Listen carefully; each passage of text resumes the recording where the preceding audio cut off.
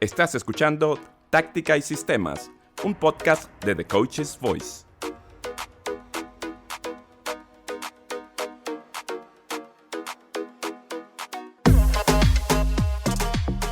Hola, ¿qué tal? Bienvenidos y bienvenidas a Táctica y Sistemas.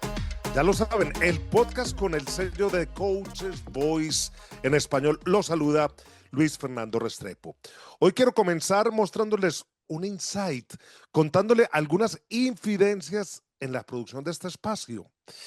Déjenme contarles lo que a veces ocurre cuando tenemos nuestra maquinaria en marcha, nuestro equipo de Coach's Voice hablando con entrenadores, agentes, clubes, para tener, como saben, a los mejores entrenadores del mundo en esta casa.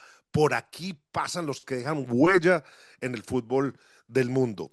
En esta ocasión tenemos a Paulo Pezzolano, quien es el nuevo flamante entrenador del Watford. Cuando comenzamos a contactarlo, pues no, todavía se encontraba en las esferas del fútbol español, pero ahora recalado en Inglaterra. ¿Qué tal, Paulo? ¿Cómo está? Bienvenido. Hola Luis, un gusto. La verdad, un gusto estar hablando con ustedes y un orgullo, obviamente, ¿no? Yo voy a comenzar por el principio, porque, pues, claro, hablaremos de la llegada al Watford, de este nuevo paso, pero ¿cómo empieza Paulo Pezzolano como entrenador? ¿Cómo empiezas tú? La verdad fue algo increíble. Yo estaba, con 33 años, estaba jugando en Montevideo City Torque, un equipo de Grupo City en Uruguay, y me quedaba un año más de contrato como jugador y bueno, y terminando una temporada me propusieron ser el entrenador. Yo ya había hecho el curso de entrenador hacía 2 años atrás,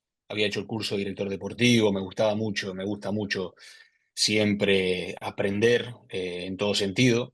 Y la verdad, bueno, me propusieron ser un entrenador, ahí donde, bueno, de un día para el otro tomo la decisión, le acepto esa oportunidad a Luis Bruno en ese momento y Joan Pazzi, en Montevideo City Torque, y nada, inicié como entrenador ahí. Primero, para iniciar como entrenador, lo que yo quería era obviamente armar un cuerpo técnico muy sólido, ¿sí? Porque no podía fallar. Soy una persona que estudio muy bien los momentos, no solo de fútbol, sino que la vida, en qué podía fallar un entrenador joven, pensarse o creerse que como fue jugador y una trayectoria por varios países, como que tienes todo claro y saber que cuando pasás a la línea del costado es totalmente diferente, ¿sí? Entonces me armé un cuerpo técnico con Valentín Villazán, que ya era técnico número uno en el fútbol uruguayo, y la suerte también de contratar al profesor Pablo Balbi, que fue el profesor de Martín Lazarte en la Real Sociedad, se tuvo la selección uruguaya y todo. Y ahí arranqué con un uno atrás mío, porque era importante tener un uno atrás mío, y un profesor con gran trayectoria, y bueno, de ahí inició la carrera. Espectacular. Déjame, Paulo, vamos aunando gente y sobre todo un hombre que te puede servir de referencia también porque vive muy cerca ahí a Watford, muy cerca a la M25. Él es el jefe de The Coach's Voice en español. Álvaro Romeo, ¿qué tal, Álvaro? ¿Cómo estás? Hola Luis Fernando, muy bien. Bueno, es un placer saludaros a todos y en especial al entrenador en el día de hoy. A ver, yo le felicito por esta decisión y este nuevo paso en su carrera. El Watford es un club que ha crecido al calor del relieve que ha ido tomando el fútbol inglés en la última década y media. Tiene un estadio como Vicarage Road que está muy bien, un grupo de aficionados bastante leales. Es un club y una sede que está bien conectada con Londres, es decir, si uno quiere hacer viajes regulares a la ciudad, está con un poco de suerte a 35 minutos en coche, con la habitual mala suerte o una hora y pico porque hay mucho tráfico. Pero el Watford es un equipo que, bueno, hace 6 años llegó a una final de FA Cup y eso es algo que tenemos que recordar y además un equipo que también ha mirado al mercado extranjero para contratar a entrenadores. Me acuerdo de Walter Mazzarri, de Quique Sánchez Flores, de Javi Gracia o del propio Sisco, que también estuvo en este podcast. Así que en primer lugar, yo quiero felicitar a Paulo y en segundo lugar, antes de que hagamos un repaso a su biografía y a su metodología, pues preguntarle a ver qué expectativas tiene del fútbol inglés, porque una cosa es lo que uno ve desde fuera y otra cosa muy distinta a lo que se va a encontrar. Primero, muchas gracias Álvaro. Y sabemos lo que es el Watford como club, ¿sí? Club histórico, la afición que tiene, como dijiste, muy fiel. Me encanta cuando empecé, me nombraron el equipo y empezamos a estudiar todo, me encanta el fervor, ese juego que tiene la afición. Este, y nada, a ver, del fútbol inglés, como te digo, hoy en día es el mejor fútbol del mundo. Están los mejores del mundo, están en el fútbol inglés, están en la Premier, los mejores entrenadores. Obviamente hay otros entrenadores que también son top, pero están en el fútbol inglés. Por ejemplo, para mí el mejor entrenador de la historia, ¿sí? De lo que yo he vivido y todo, es Pep Guardiola, está en el fútbol inglés. A partir de ahí viene una base que está muy fuerte sin ninguna duda y es el mejor fútbol del mundo. Después saber que voy a una liga muy competitiva, ¿sí? Una liga dura, larga.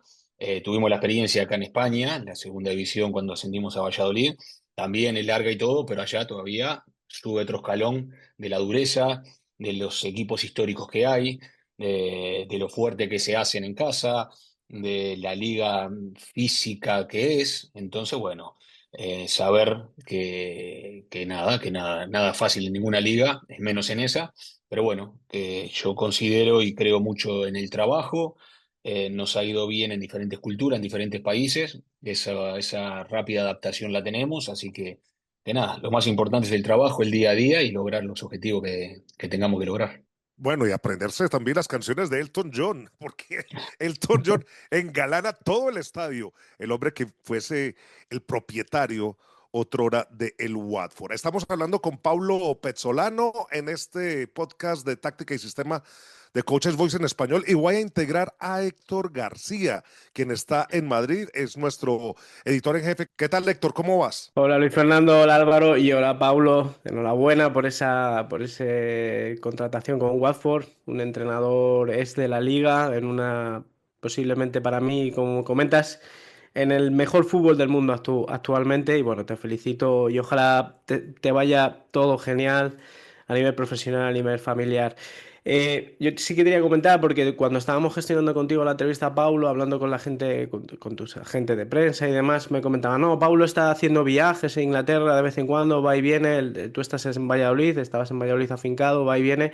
Me gustaría que nos contaras por qué esos viajes a Inglaterra, qué te han servido y qué entrenamientos, a qué entrenadores, si has tenido oportunidad en este periodo también, cuando un entrenador entre equipos de reflexión, de mejora, qué entrenadores, qué entrenamientos has ido a ver y por qué tanto viaje a Inglaterra y de qué te ha servido. Bueno, Héctor, muchas gracias por las palabras ahí primero.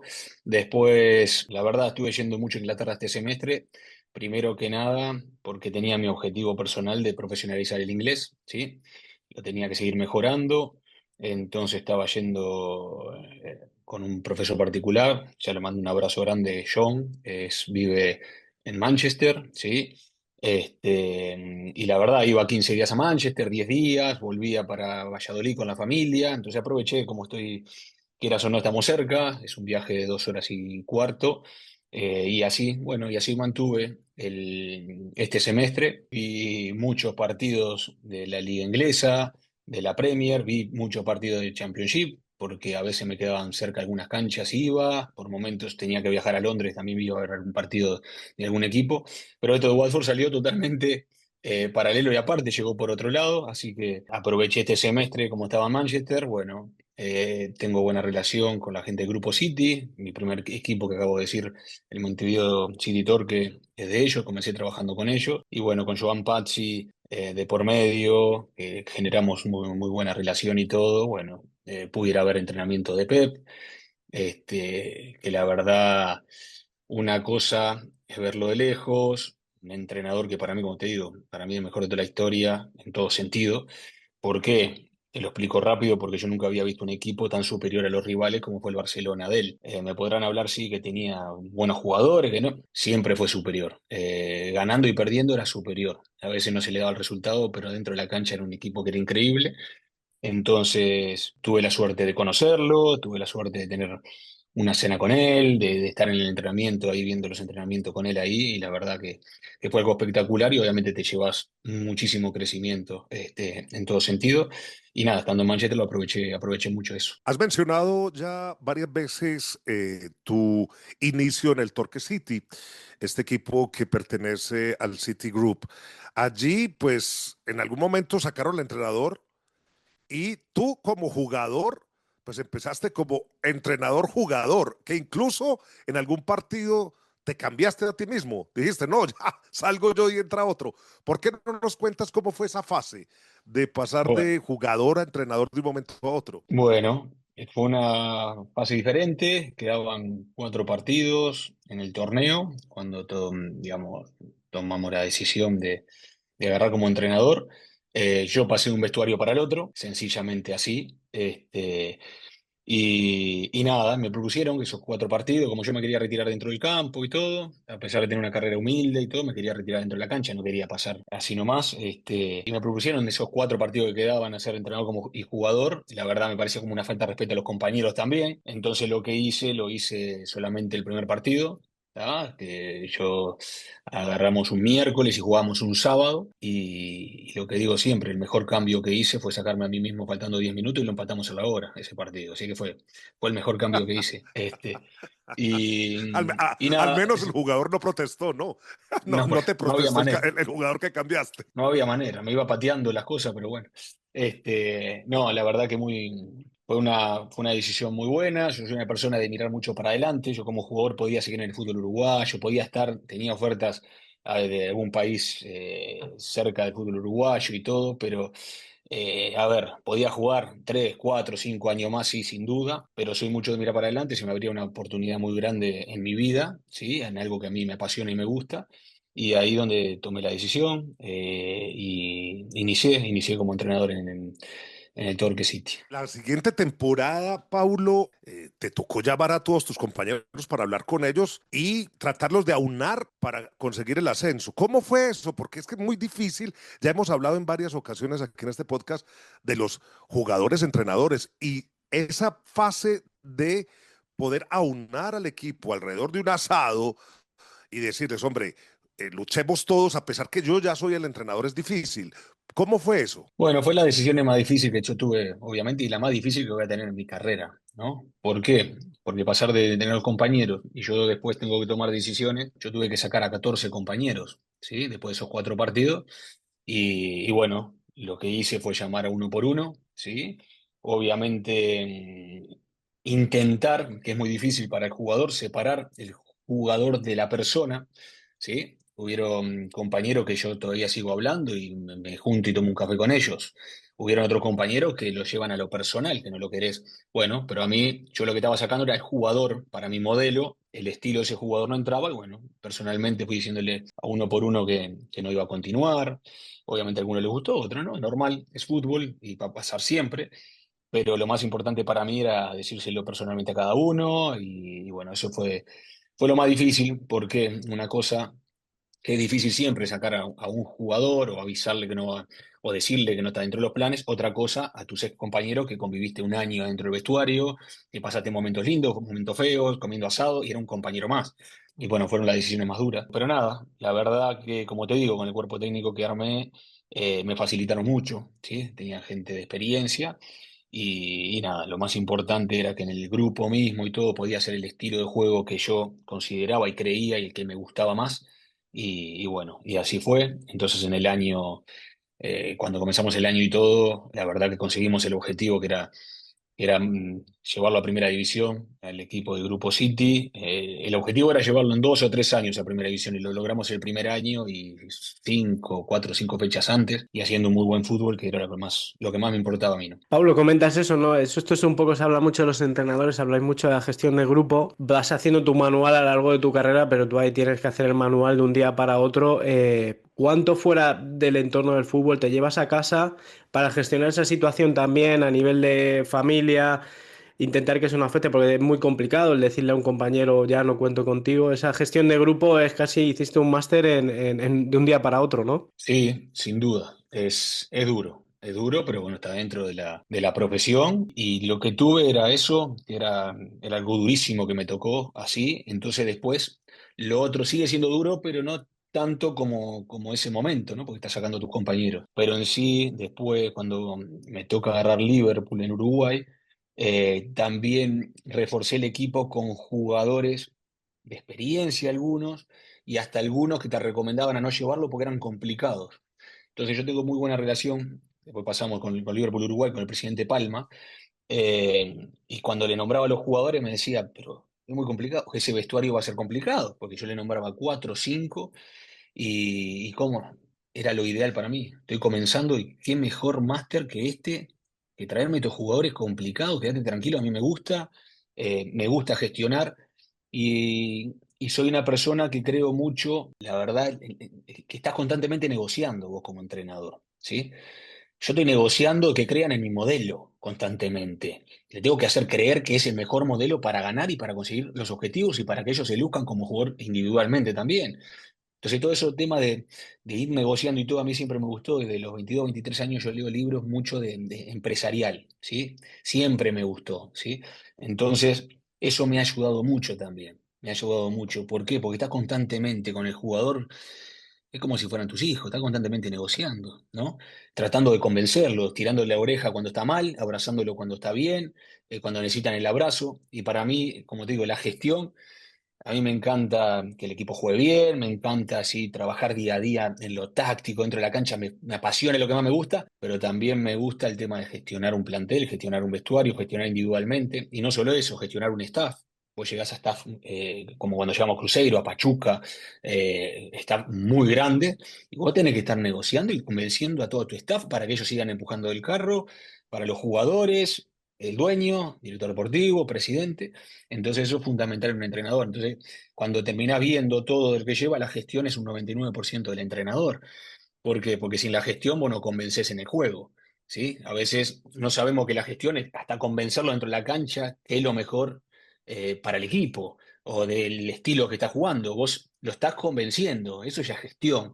Entonces, para mí es fundamental. A veces la gestión lo llevamos solo en que manejar el grupo, un complicado afuera de la cancha, o manejarlo cuando está mal, cuando está bien. La gestión es todo desde que pisás un club, desde antes de pisar el club. Cuando estás hablando ya estás gestionando las cabezas de los que están adentro, ya están viendo lo que sos o lo que deja de ser. Paulo, incluso esta gestión va aún más allá porque no es solamente era traer jugadores a este Liverpool, también basaste todo en la cantera.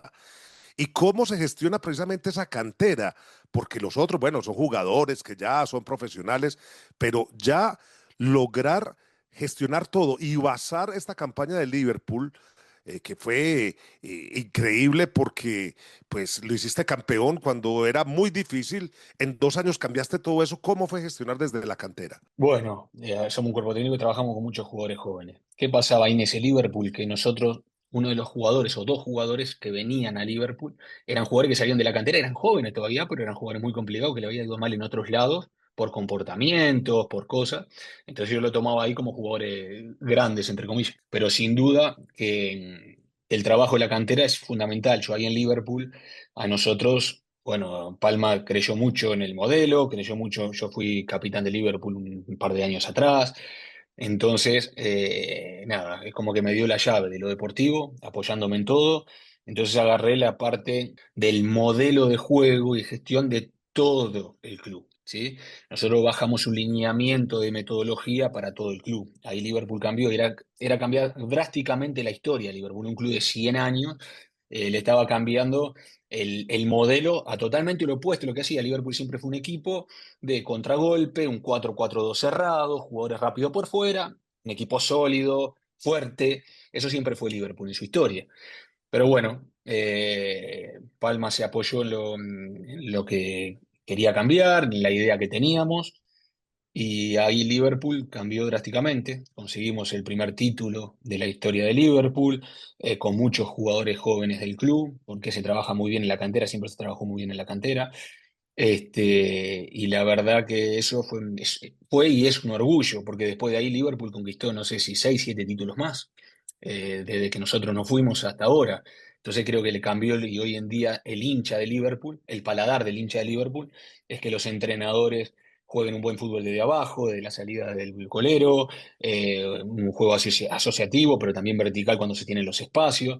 Entonces quedó con ese paladar y la verdad para mí es el orgullo más grande que me ha quedado en uno de los clubes que quiero mucho. Pablo, me gustaría preguntarte sobre, en primer lugar, me voy a retrotraer a lo de ser entrenador-jugador muy rápido. Me pregunto si alguna vez en la historia del fútbol será posible un entrenador-jugador a largo plazo o si siempre será una opción provisional. Eso es una pregunta que te hago a ti, que has estado dentro. ¿Tú te habrías visto ahí años, por ejemplo, ejerciendo ese rol? Es absolutamente imposible. No, para mí es imposible. Es imposible porque no serías el entrenador, ¿sí? Porque vos necesitas la cabeza fresca afuera, vos necesitas ver el fútbol más de afuera, no tan adentro. Adentro lo ves de una manera y afuera lo ves de otra, ¿sí? Por más que haya jugadores inteligentes, que puedan ver más, es imposible tomar decisiones frente a un cansancio y ser justo más que nada con los compañeros, ¿no? Que para mí eso es vital para mantener el plantel vivo y en todo sentido. Entonces, para mí puedes cometer muchas injusticias que no es tan buena. Para mí no es compatible, sin duda. Fue solo un capricho de querer retirarme dentro de la cancha. Por eso, por más que me dieran 4 partidos, dije no, es uno solo, solo para retirarme, porque no le quiero fallar primero a los profesionales, a los jugadores, y directamente no quiero fallarle al club que me va a dar la oportunidad. Entonces, para mí no es compatible, capaz que hay gente que lo puede hacer. Y mi otra pregunta sería, tú has sido el artífice de muchos ascensos. ¿Cuáles han sido las pautas o los comportamientos comunes en todas esas temporadas en las que tu equipo ha logrado el ascenso? Porque seguro que tiene que haber, desde el punto de vista de la gestión, de la negociación, como tú bien has dicho, algo que tú atesoras, seguro que tiene que haber puntos comunes, que hayas dicho, estas 3 temporadas tuvieron de bueno esto en concreto. El trabajo diario es al 100%, ¿sí? El ir día a día, ¿sí? Creciendo día a día, para después ir creciendo partido a partido, no llegar al partido porque ya es tarde. Entonces, ¿en qué sentido poder lograr los objetivos? Equipo fuerte, desde el modelo tiene que estar al 1000%, tiene que saber lo que hacemos en cada situación, con balón y sin balón. Equipos intensos, equipos intensos, ¿sí? Equipos que los 11 se matan por recuperar la pelota, que los 11 se matan por cuando tenemos la pelota no perderla y entender el juego cuando están las oportunidades, aprovecharlas. En eso sin duda, ser un equipo. Los que ascienden son equipos, no ascendés con simplemente un jugador que te hace ganar un partido o 2 partidos, son equipos y hoy en día te lo demuestra el fútbol mundial. A mí me encanta hoy en día ver a Luis Enrique con ese Paris Saint-Germain y vos ves un equipo en todo sentido, por eso está donde está. Y la verdad que es admirable todo lo que ha hecho en este año. Y hoy el Paris Saint-Germain es más equipo que nunca. Entonces, pasa en todas las ligas, en todas las competiciones. Y cuando vos conseguís hacer un equipo, ensamblar todo lo que vos ves y lo que querés con pelota y ellos convencidos de lo que hacen, que es un proceso que lo vas convenciendo y ellos se van sintiendo cada vez más confortable, cuando cambias una idea o cuando llegas con ideas nuevas, eso se va viendo, se va solidificando y terminás armando un equipo con todas las letras, ¿no? Que es lo más importante. Pablo, yo siguiendo ese trazado de tu carrera, hablabas de la gestión, la táctica, digamos que en Uruguay, en Torque City, en Liverpool, es un poco, no sé si estás de acuerdo, tu zona de confort, ¿no? Porque es un fútbol que conoce muy bien, estás en casa, pero todo entrenador siempre tiene que salir de esa zona y arriesgarse, dar el siguiente paso.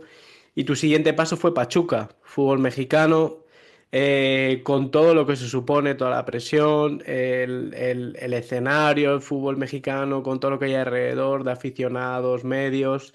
Es un salto grande, ¿no? Un salto arriesgado. Me gustaría que nos contaras y contaras a los entrenadores que nos escuchan cómo se toma la decisión de salir de esa zona de confort para seguir creciendo, por qué Pachuca y cómo gestionas, trabajas todo eso en un club de una dimensión tan grande. Bueno, ahí nos toca pasar a Pachuca, ¿sí? Pachuca vino a buscarnos cuando salimos campeón de Liverpool, tuvimos un semestre más y después nos vino a buscar Pachuca. La verdad que fue algo muy lindo, ¿sí? ¿Por qué? Porque también es un club que ha ganado mucho en México, es un club que saca muchos jóvenes y es un club que después de entrar ahí, la verdad que nosotros lo único que hicimos fue unas relaciones inquebrantables, como por ejemplo con el dueño, con Jesús Martínez, ¿sí? Con el hermano que es el presidente de Pachuca, con Armando Martínez. La verdad que con Martín Peláez, que hoy en día es el presidente de Oviedo, era el vicepresidente de Pachuca en ese momento, hicimos una relación, la verdad, espectacular. Y lo más rápido, yo a los 36 años pasé a Pachuca, tenía jugadores como Sambuesa, que era el capitán del equipo, que tenía mi edad. tenía 36 años, con una experiencia impresionante, que ha ganado todo en México, uno de los jugadores más queridos en México, que jugó en todos los equipos grandes. Llegaba a tener a Jara, goleador histórico del club, jugadores grandes como Gustavo Cabral, zaguero. Después me toca llevar a Oscar Ustari. Teníamos un equipo de mucha gente grande y la verdad que fue un paso que lo primero fue tratar de imponer el juego que a mí me gustaba lo más rápido posible, dentro de la pretemporada, trabajando mucho lo táctico y todo. Y fue un aprendizaje tremendo en todo sentido. ¿Por qué? Porque ya tenía jugadores mucho más grandes, jugadores mucho de selección. En Liverpool también tenía algunos jugadores de selección, pero ahí ya pasabas a tener capaz que 8 jugadores de selección o más. Y la verdad pasamos 2 años espectaculares en Pachuca, llegamos a semifinales, salimos campeón del torneo Telcel que fue en el medio cuando se termina el COVID, ¿sí? Que jugaron algunos equipos, pero bueno, oficialmente no logramos el campeonato ahí, pero sí, sí ese campeonato, llegamos a semifinales, hicimos muy buenos torneos y lo más importante de Pachuca, cómo se fortalecieron Kevin Álvarez, el lateral derecho, Chiquito Sánchez, Chávez, que ahora está en Rusia, muchos jugadores jóvenes, como De La Rosa, que ahora está en Monterrey, que nada, que eso pasa a ser, y era nuestro sello de fortalecer mucho a los jóvenes y que el club tenga buenas ventas, ¿no? Entonces, la verdad que fue un trabajo muy bueno y una experiencia espectacular, porque la Liga Mexicana es espectacular en todo sentido. Y lo que sí, los mexicanos, es gente súper cálida. Tenemos amigos que hasta hoy en día viajan para Madrid, mi familia, porque yo por trabajo no pude ir, pero ya han ido también a visitarlos. Son gente espectacular y la verdad que fue un pasaje para la familia y para mí como entrenador inolvidable. Bueno, Paulo, ya salgamos de México, porque es que vamos recorriendo pues tu desarrollo como técnico y lo que más nos queda es que has estado viajando por todo el mundo. Llegas a Brasil, a otra superpotencia en el fútbol, esta vez pues a la segunda, porque allí estaba el Cruzeiro, pero logras nuevamente con este equipo grandes resultados. ¿Cómo fue gestionar todo esto en Brasil y tu modelo cómo se adaptó pues a esa liga o a ese fútbol tan particular como es el brasilero? A ver, como acabamos de decir, digamos, diferentes culturas, ¿no? Ahí cuando lo hablaba de México, el mexicano, el jugador mexicano, eh, la verdad que se te entrega al 100%, en todo sentido, lográs y hacen lo que el entrenador quiere y van tratando de entender todo lo que querés. Y la verdad que en ese sentido fue muy bueno. Y después pasó a Brasil. De Brasil, ¿qué te pasa con Brasil? Jugás 60 partidos al año, 70 partidos al año según el equipo. Entonces, ahí obviamente hay que ser inteligente y tener la cintura para la metodología. No es todo cuadradito como vos querés, porque hay mucho menos trabajo en campo, pero hay mucho más trabajo audiovisual. Lo táctico es mucho repasarlo, pero a un volumen, a una intensidad muy baja. Entonces es otro aprendizaje, es otra cosa diferente que nos sigue sumando experiencia y en todo sentido, ¿no? Planteles muy grandes, de 30 y pocos jugadores. ¿Por qué? Y porque en un mes, de repente vos en 2 meses jugás 15 partidos. Tiene que tener plantel porque no le da para jugar, sino que tanta continuidad de partidos. Y la verdad, nada, llegamos a un club como Cruzeiro, estaba Ronaldo, era el dueño, a mí me llama Paulo André, que era el brazo derecho de Ronaldo en la parte deportiva, y bueno, Paulo Andrés en un momento me quiso llevar a Atlético Paranaense, cuando yo fui a Pachuca, lo que pasa que yo Pachuca ya tenía palabrado, y no había manera, y la verdad, bueno, cuando acabó, apenas salgo Pachuca, me llama Paulo André, que tenían un proyecto con Ronaldo en un club muy grande, muy histórico, como es Cruzeiro, que la verdad Cruzeiro uno de los clubes más ganadores de este siglo en el fútbol brasilero e internacionalmente, con 10 millones de hinchas, son clubes muy grandes. Es difícil de hablarlos si no lo vivís, o cuando lo vivís ahí es algo espectacular e impresionante y la pasión que tiene y lo que apoyan al equipo en todo sentido, a todo momento. Fue algo de una experiencia inolvidable. Todos los partidos con 60.000 personas en el estadio apoyando, todo.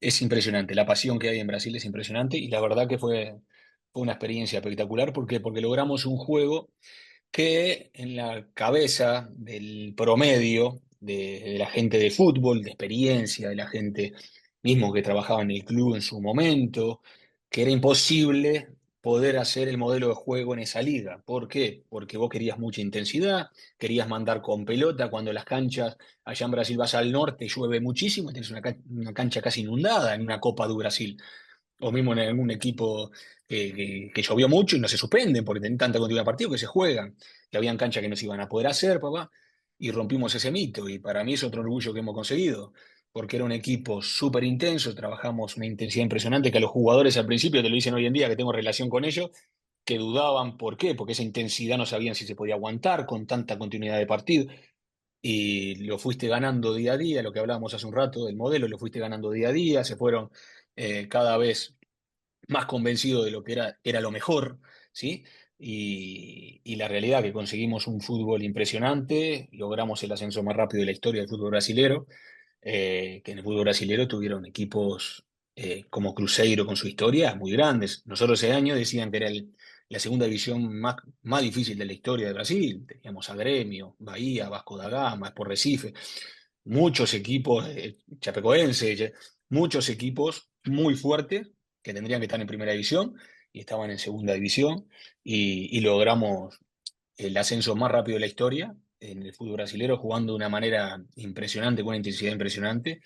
Y nada, la verdad que fue un pasaje muy lindo y muy orgulloso de haber pasado por ese fútbol y por ese equipo, sin duda, porque es algo inolvidable. Después de contar todo esto, el trabajo que consigues, el ascenso, yo creo que es una apuesta la de Cruzeiro muy atractiva, pero hay que tomarla, hay que atreverse a tomar a Cruzeiro y ascender, porque ahí solo van a ascender, y si no lo consigues es un fracaso y puede quedar tu carrera marcada, así que es un paso muy valiente, pero después toma la decisión de no seguir.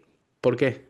A ver, sinceramente iba a ser un proceso muy difícil. Cruzeiro, cuando lo agarra Ronaldo, estaba quebrado económicamente en todo sentido. Nosotros armamos un equipo en segunda división que no era de los más fuertes en segunda división.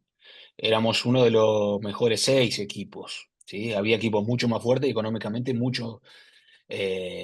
también mucho más fuertes, y en calidad de jugadores habían otros equipos que tenían jugadores de mucho más nombre que nosotros. Entonces, cuando ascendimos, ese problema económico persistía, era difícil. Estaba cambiando Ronaldo un problema muy, muy grande que traía Cruzeiro, ya hacía 3 años que estaba en segunda división, y no iba a ser fácil invertir para la exigencia que yo sentía que iba a tener la gente. La gente no se iba a conformar simplemente con mantenerse en primera división. La exigencia de su gente iba a ser salir campeón de Brasileirao, estar entre los 4 primeros, entrar entre los 6 primeros. Yo Claro. no veía ese potencial como para mantener, digamos, o llegar al objetivo de común entre todos. Aparte de todo, fue un año muy pesado también. Tantos partidos, tanta intensidad. Vivir en Belo Horizonte fue espectacular, pero vos pisabas la calle, eras el entrenador de Cruzeiro, y la gente, la verdad, el cariño constante, una intensidad tremenda, y yo no podía fallarle. Sinceramente, yo no podía fallarle.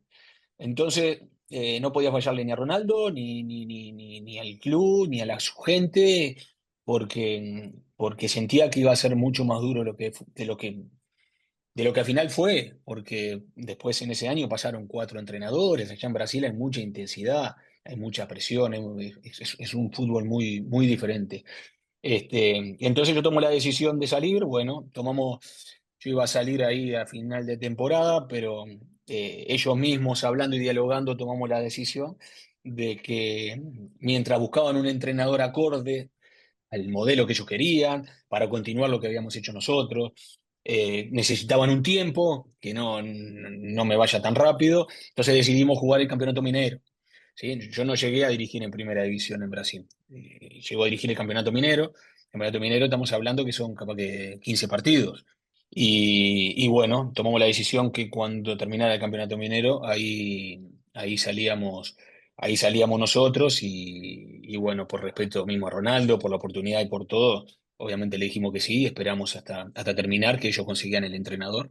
Y bueno, yo veía en con la gente del club, cuando estaban eligiendo y buscando entrenador, y bueno, eso era una felicidad para mí también, porque compartía cosas con ellos por atrás, y la verdad que nada, fue algo muy lindo, fue algo muy, digamos, diferente. ¿Por qué? Porque nosotros tuvimos ahí también por agradecimiento en todo sentido al grupo Ronaldo, a Paul André, a Pedro Martins, que fue el que me llamó con Paul André, que era el director deportivo.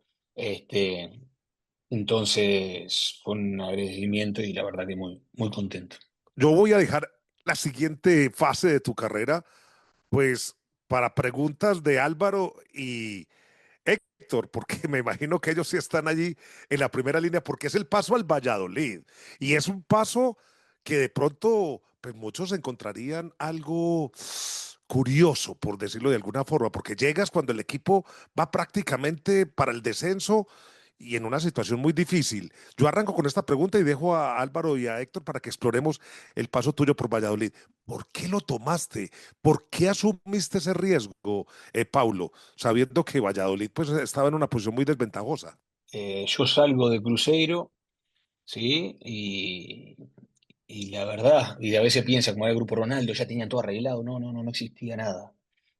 A los 15 días que yo salgo de Cruzeiro, me llama Fran Sánchez, director deportivo de Valladolid en ese momento, que tuve la suerte de conocerlo hacía 2 meses atrás, porque después va, me dice que él fue, estuvo 10 días y una semana viendo mis entrenamientos, que le gustaba mucho la metodología, el ímpetu y todo, y tuve la suerte de ir a comer con él ahí en el momento que estuvo en Cruzeiro y todo.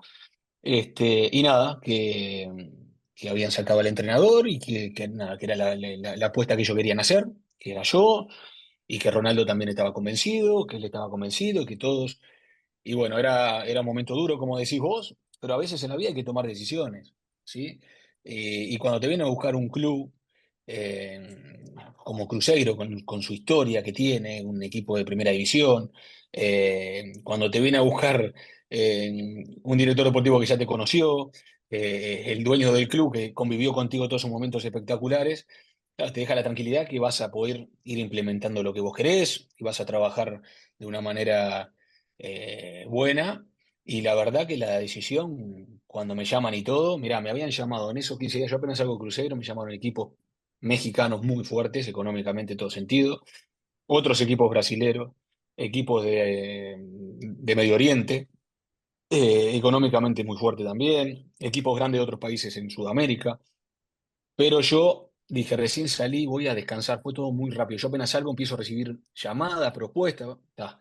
Pero cuando me llega una llamada de Europa y mi objetivo de que arranco a ser entrenador es llegar a Europa y triunfar en Europa, ¿sí? No solo llegar, no solo pasar, triunfar en Europa.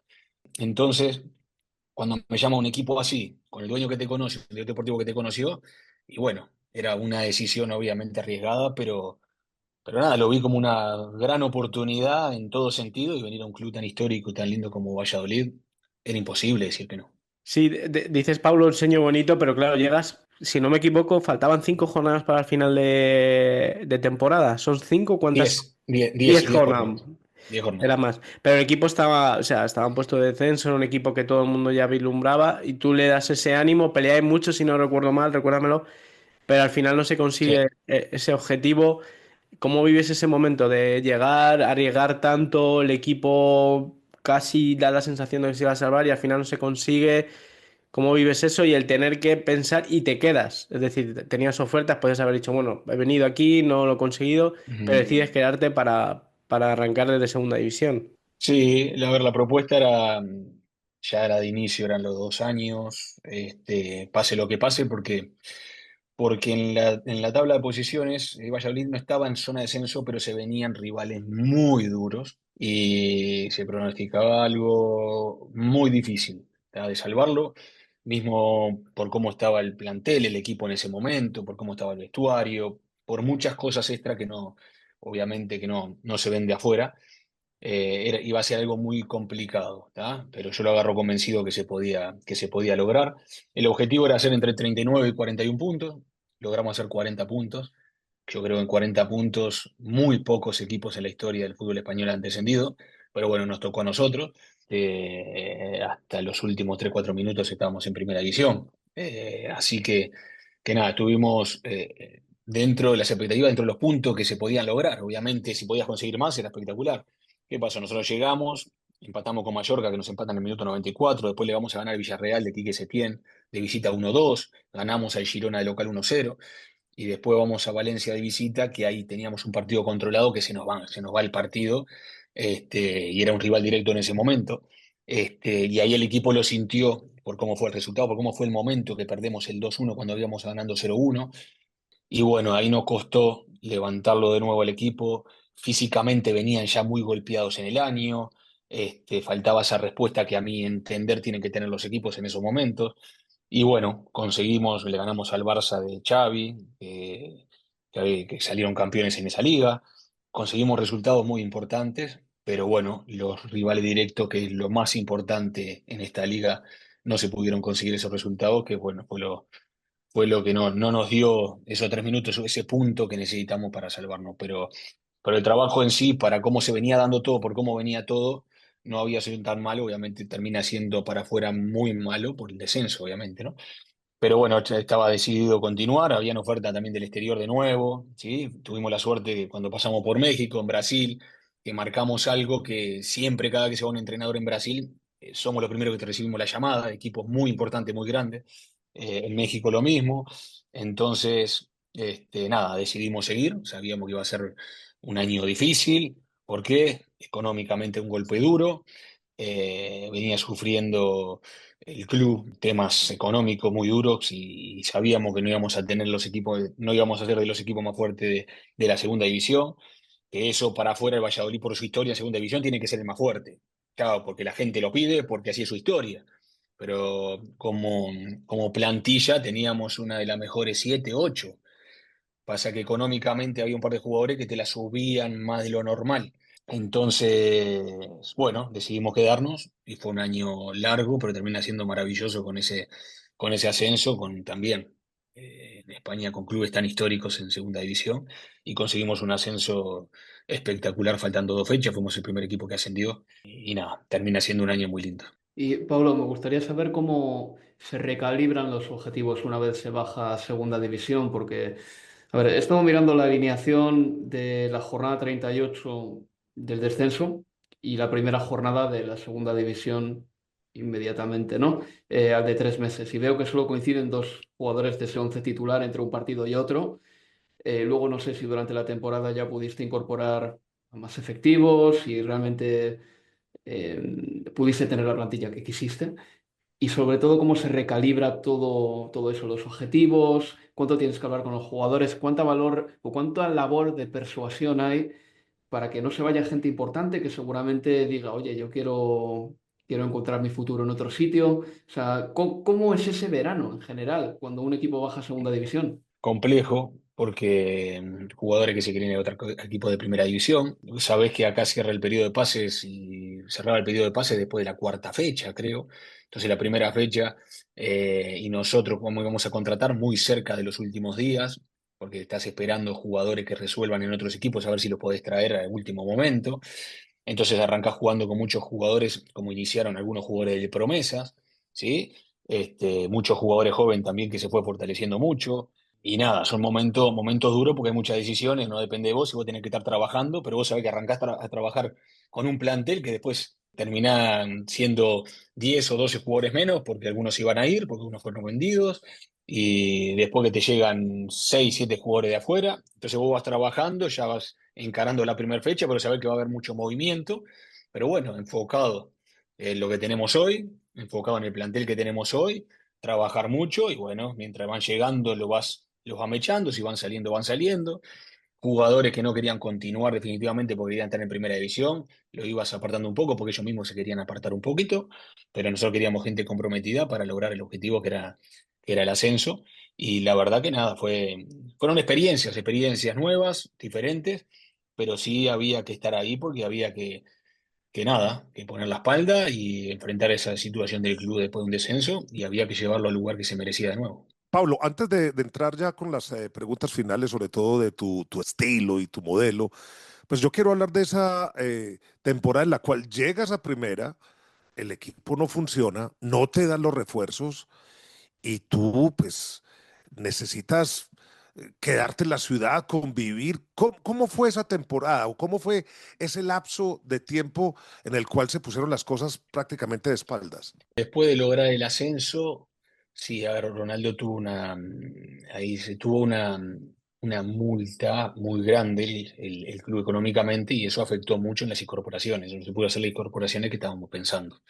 Entonces, nada, se hizo un poco cuesta arriba, ¿sí? Cuando vas planificando qué jugadores, mismo para el modelo, pero sabes que vos querés un modelo y sabes que tu equipo en primera división vas a tener muchos equipos superiores y vas a pasarla muy mal. Entonces tenías que traer jugadores muy específicos para hacer lo que vos querés contra equipos capaz que más fuertes. Entonces, nada, ibas moviendo la cintura, ibas tratando de hacer algo que vos podías, pero no el 100% de lo que vos querías, porque había momentos que ibas a pasar más sin pelota que con pelota. Este, entonces, nada, es otro aprendizaje diferente y nada, se sufrió mucho porque definitivamente los jugadores que tiene Valladolid hoy en día, que tenía en este año, no es que no sean jugadores de primera división, sino que, como yo le decía, necesitaban 5 o 6 jugadores o 4 jugadores de primera división para empujar el carro y que ellos sean los acompañantes de esos jugadores, ¿sí? Entonces eso es lo que le pasó a Valladolid este año, a mi entender. No se pudieron traer jugadores más importantes para la primera división, para tratar de conseguir el objetivo. Entonces eso obviamente afecta. Después era partido a partido, empujar el carro, arrancamos muy bien, jugando muy bien contra el Español en casa, hicimos muy buena performance contra el Madrid de visita, después vino el Leganés, también se hizo muy buen partido, no logramos el resultado de los 3 puntos porque erramos goles que fueron increíbles, pero fuimos superior, jugando bien el equipo. Después se nos va Boyomo y ahí zaguero rápido, fuerte que vos necesitas en esta primera división, afectó mucho, porque cuando se te va un jugador importante, que lo sabíamos internamente, pero a causa de la multa que se tuvo y todo, se necesitaba vender ese jugador, que fue el Osasuna, no es simplemente se te va un jugador, se te va ese jugador y se te debilitan los de alrededor. Porque vos tenés un jugador con duelos a campo abierto, muy fuerte, que no perdés. Entonces el compañero juega más tranquilo, le da más confianza, todos se lucen un poco más. Entonces te afecta todo un mecanismo grande, ¿no? Y bueno, ya afectó bastante. Después competimos muy bien otros partidos y todo, pero bueno, no iba dando. Se toma la decisión por el club y, digamos, conversando conmigo y todo, que obviamente no, yo digamos, no creía que podíamos conseguir el objetivo cuando se termina el periodo de pases y todo, después fueron pasando partidos, que con ese plantel iba a ser difícil conseguirlo y bueno, y ahí nos toca salir. Si vamos a hablar del Paulo de Uruguay, al Paulo de México, al Paulo de Brasil, al Paulo que da el salto a España y ahora al Paulo que da el salto a Inglaterra, ¿cómo podríamos definir el modelo? A ver, el modelo, primero que nada, de los jugadores que se te entregan al 100%, ¿no? Después, el tema del juego, hemos, como cuerpo técnico, y lo que yo siento, hay que ser inteligente dentro de los jugadores que tenés. ¿A cuánto podés llevar tu modelo? ¿El 100%, al 90%, el 50%, pero que se vea algo, ¿no? Entonces fuimos moviendo la cintura, fuimos logrando cosas muy lindas, pero a ver, como te digo, yo arranco en el Montevideo City Torque jugando un juego posicional impresionante, que después lo llevo a Liverpool de Uruguay, con su tiempo agarró y fue espectacular. Después voy a Pachuca, lo hice más vertical, porque el fútbol mexicano no tenés tanto mediocampo, se hacen partidos más verticales, entonces dentro de lo que quería era un juego de salida de balón predeterminada, automatizada, porque llevaba movimientos que marcaba el golero, que después le fui cambiando. El golero te marcaba una seña y los jugadores empezaban a mover según la seña que marcaba el golero y éramos más verticales, ¿sí? Porque hay partidos en la altura, allá los extremos son muy buenos, todo selección colombiana, ecuatoriana, son rapidísimos, se te enfrentan a tus laterales que necesitas duplicar, si vos quedás expuesto según el lugar del campo lo podés sufrir mucho porque hay cualitativamente mucha diferencia. Entonces se hizo más vertical un poco el juego, también teniendo momentos muy buenos de juego, como cuando llegamos a semifinales, como, digamos, hubieron momentos muy buenos del equipo. Y después voy a Brasil con un juego más posicional de nuevo, jugando en un bloque alto, ¿sí? Con una figura bien armada, atenta a la vigilancia. Y de nuevo se consiguió ese juego. Y cuando llegas a España, era un mix porque no tenías jugadores como para hacerlo, porque no tenías velocidad atrás, entonces necesitábamos capaz que no tener tanto el balón, tanto pase junto, ¿por qué? Porque cada que la perdías podías sufrir mucho atrás, entonces tratábamos de terminar rápido la jugada por fuera, siempre fuimos un cuerpo técnico que nos gusta mucho el jugador joven, cómo va creciendo, ¿por qué? Porque yo creo que el entrenador no es sencillamente ganar, no es sencillamente un estilo. Un entrenador para mí es todo, en sentido de, primero tengo que saber el objetivo que tiene ese jugador. Yo estoy jugando con el sueño de una persona, de una familia, desde que nació quiere ser un jugador igual a Luis Suárez. Quiero ser como Cavani, quiero ser como Muslera si soy golero, yo sé que hay un sueño por detrás de un jugador. No hay simplemente ganar algo económico o ganar simplemente un campeonato como sea. Para mí el como sea no corre. Tiene que haber un trabajo, tiene que haber un estilo, tiene que haber un modelo, ¿sí? Y ese jugador tiene que crecer individualmente dentro de ese modelo para que él cumpla su sueño, pero al tiempo también que el club venda. Hoy en día todos los clubes necesitan vender, ¿sí? La mayoría son empresas y sabemos que el club, ¿cómo funciona? Vendiendo jugadores. Entonces el jugador joven se va fortaleciendo día a día, para eso tiene que trabajar mucho día a día individualmente después de las tareas grupales, para que sigan creciendo en todos los detalles que tengan y para que sigan perfeccionando lo bueno que tienen. Y después ahí conseguir ese modelo que te solidifique para ganar. No es gano y después, bueno, es jugar como sea. No, tenés un modelo. Bueno, me gusta mucho el juego posicional, pero hoy en día veo que me gusta más atraer ciertos espacios que le hemos hecho, si ven partido Valladolid en esta temporada, eh, te digo uno de los goles que le hicimos al Rayo en casa, atraigo para después ser vertical, una salida contra el Alavés que fue penal para nosotros, desde salida de meta, como busco atraer, junto gente, busco cierto espacio que yo necesito para después atacarlo con velocidad por fuera o mismo por dentro. Así que nada, que me gusta ser un equipo protagonista, recuperar lo antes posible la pelota. Todo suena lindo, pero me gusta que se vea dentro de la cancha, que es lo más importante. Increíble la capacidad que tiene un técnico para mirar todos los departamentos de un club. Y esta capacidad la tiene Paulo Pesolano, que han estado con nosotros aquí en Táctica y Sistemas, el nuevo entrenador del Watford, un entrenador que ha pasado por el fútbol uruguayo, por el fútbol mexicano, por el fútbol brasileño, que ha conseguido ascensos importantísimos y que ahora estará al frente del conjunto de la ciudad de Watford en la Championship.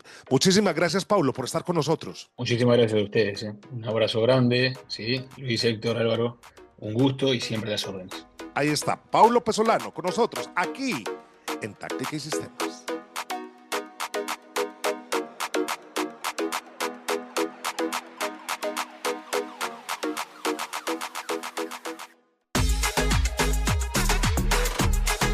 Táctica y Sistemas, un podcast de The Coach's Voice.